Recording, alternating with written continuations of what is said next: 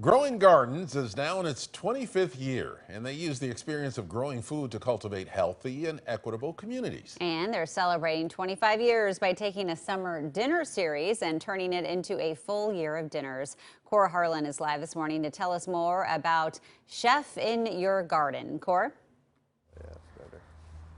Right, Jenny and Ken, this is, of course, what you just talked about there is an effort to bring the makers of food, chefs, into closer contact with how it's grown, where it's grown, who grows it, and all the rest of that. That is a process that has been facilitated by Growing Gardens for 25 years in the Portland area. This is Jason Skipton next to me, who's the executive director. Thank you for being up this morning. Gardeners are always up early this morning, early, right? Yeah. Thanks for having me. So I'm gonna plead ignorance on this. 25 years you've been here. I have not heard of this program, and it's a really Portland thing. Yeah. First of all, give me just the thumbnail Chamber of Commerce statement or two about what Growing Gardens does. Yeah, I think it's something that I'm glad you mentioned this. Is that we're trying to tell people about what we do. It's really important, right? So we have three main programs. Home Gardens, we work with about 300 families getting gardens built in their backyards, really with the idea of building lifelong food producers.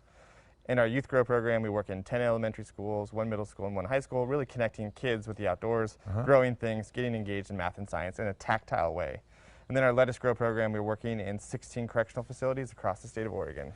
How many people have taken advantage of this? And you essentially are the people I call when I say, hey, I want to grow something in my yard. I don't know the first thing about what to do. I call you, right? Well, it's a really interesting question. So over the pandemic, right, we've had so many phone calls. So we basically launched a new program during the pandemic called Virtual Garden Consultation. So you could call us.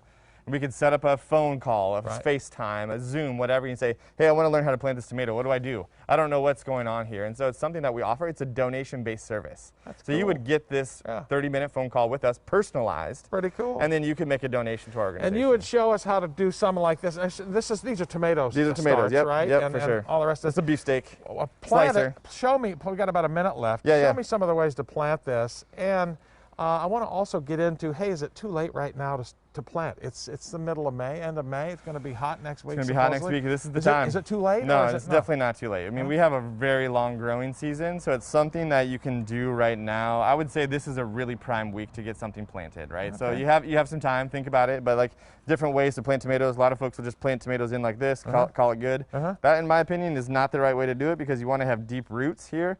I would plant this tomato either down here, all the way up to its all the way up nose, here. Yeah, you want to build a really strong root system, or the J technique. So you can put it in here like this, root ball over the top, because you want your root ball to get as much sun as possible. So build it up high towards the surface. Yep, build it up towards the high. Just don't break the stem. Don't break the stem. That can totally happen. You also want this to create as much root system as possible. One word, we got about 15 seconds, 20 seconds to go. On what we saw yesterday, Carl went out and shot a picture of a tour that they took. What was that all about? It was really connecting farmers, really connecting restaurants, connecting our food system at a deeper level, at a personal level, to get to know each other and say, hey, this is what's happening in our city. You want to get engaged, you want to do something positive for the food system, here's how we can do it together. Shorten the distance between where it's grown and where it's consumed, growing it in the backyard. So many people have so much space and they want to get involved and do stuff like this. Growing Gardens is the name. Your .com is what? GrowingGardens.com? Growing-gardens.org. Growing-gardens.org is the place to be if you want to get some help putting in a garden in some of the space that you have around here. That's a popular thing to do. And Jenny and Ken, it's a good week. Probably the last week, maybe. It's a good week, yeah, especially for tomatoes. Good week to get it done, especially for tomatoes. Yeah. Yeah, there are a lot of great urban gardens in the Portland area as well, too. So it's a good reminder. Got my little suburban one going on. You got a suburban garden. Popular activity. All right.